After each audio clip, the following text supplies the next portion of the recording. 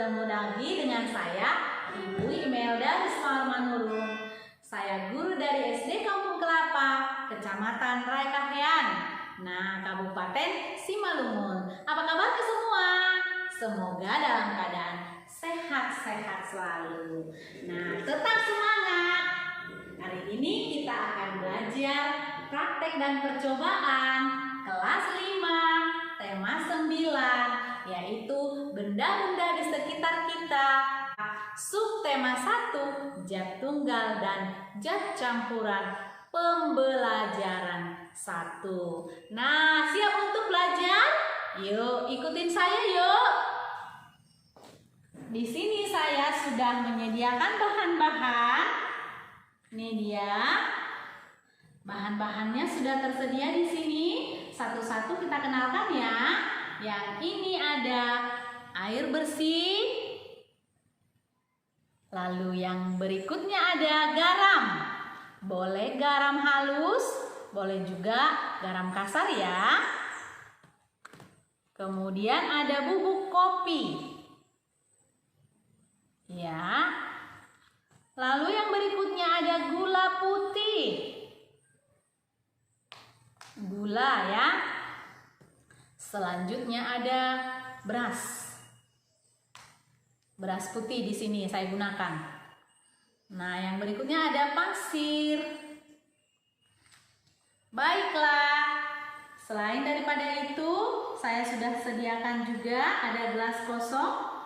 Kemudian ada sendok. Gunanya adalah untuk mengaduk bahan-bahan yang mau kita campurkan. Tapi sebelum kita aduk, kita campurkan bahan-bahannya. Saya mau jelaskan dulu. Ini air bersihnya, ini garamnya, kopi, gula, beras, pasir. Mereka ini semuanya disebut dengan zat tunggal. Mengapa zat tunggal? Karena masih satu, belum tercampur dengan zat lainnya. Ya. Jadi zat tunggal itu adalah zat yang terdiri dari hanya satu materi saja. Sedangkan zat campuran itu adalah terjadi pencampuran dua zat, boleh juga lebih. Silakan kita ikuti, kita mulai praktek kita. Pertama sekali, ini dia gelas kosong, saya letakkan di sini ya. Kemudian saya isi air. Oke. Tidak usah banyak-banyak airnya ya. Boleh diikutin ya. Iya, ini dia kita campurkan bahannya. Air dengan garam.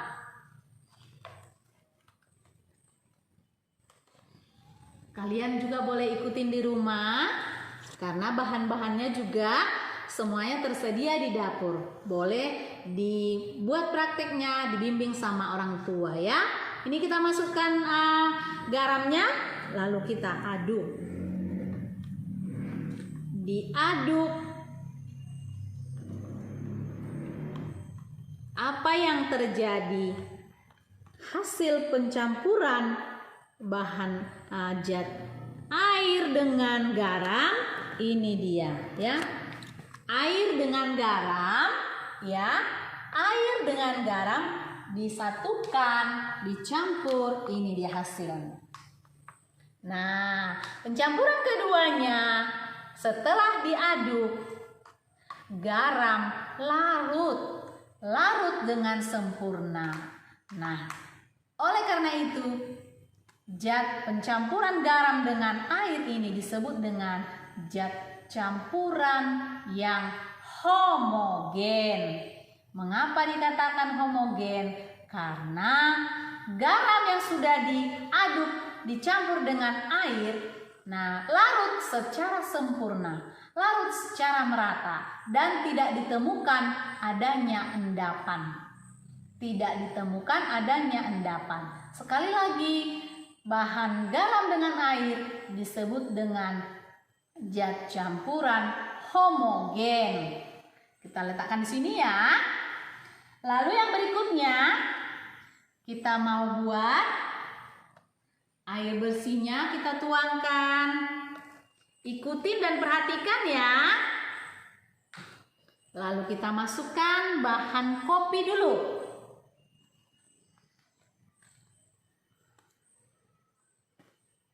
Kemudian kita aduk.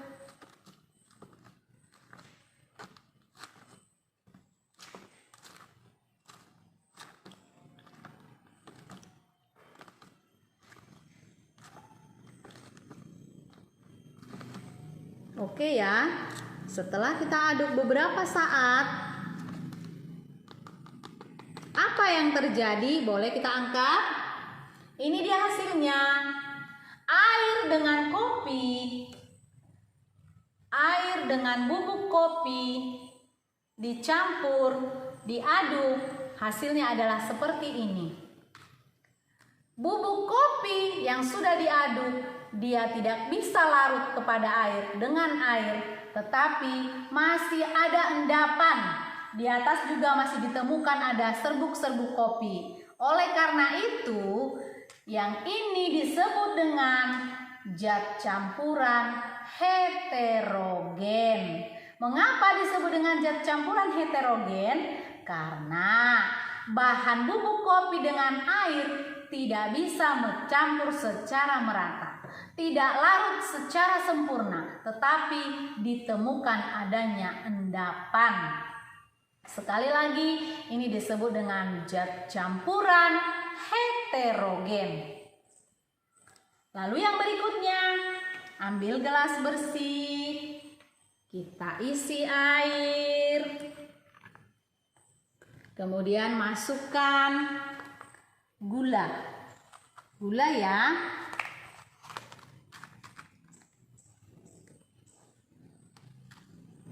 Lalu kita aduk. Ini pengadukannya agak lama.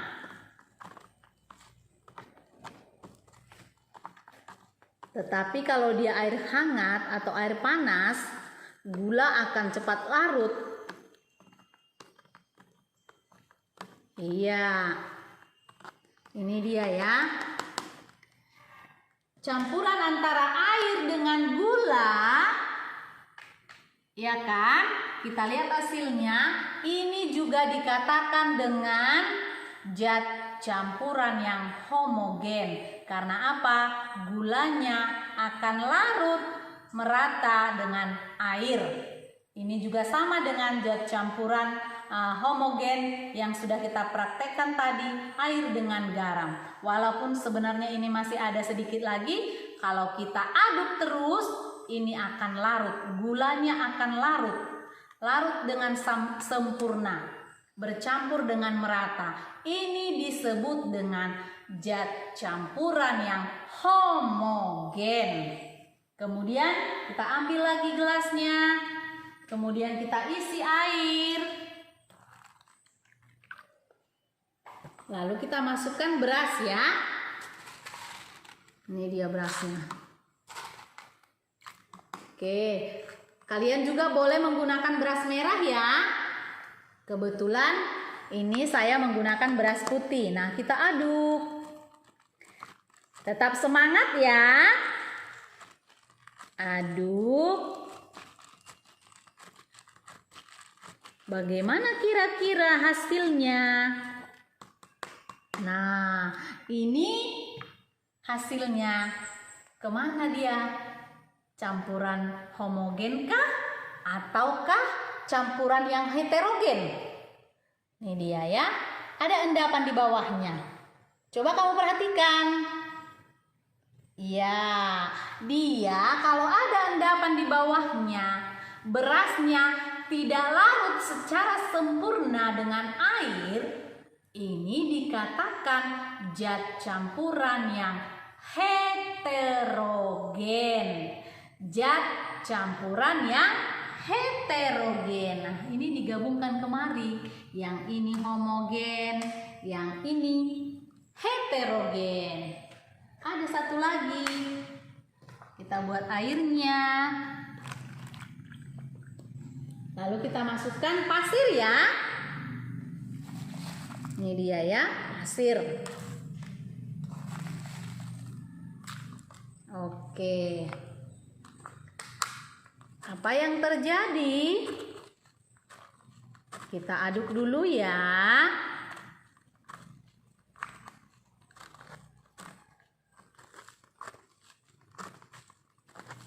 Oke. Nah, ini dia hasilnya. Perhatikan. Perhatikan baik-baik. Ada endapan atau tidak? Iya, benar. Kita menemukan endapan. Pasirnya terlihat di bawah. Berarti pasirnya tidak bisa larut dengan sempurna. Yang ini disebut dengan zat campuran yang heterogen. Kemana ini digabungkan? Kemari. Yang ini tadi ada gulanya, belum larut sedikit lagi. Nah, yang ini sudah larut dengan sempurna. Sudah tercampur secara merata. Baiklah, yang ini tadi bahan-bahannya sebelum dicampur. Ini disebut dengan zat tunggal. Apa itu zat tunggal? Zat tunggal adalah zat yang terdiri hanya satu materi saja. Apa contohnya? Contohnya bubuk kopi, gula. Ini ya, ada beras, pasir, garam, nih air juga. Nah, yang kedua, zat apa?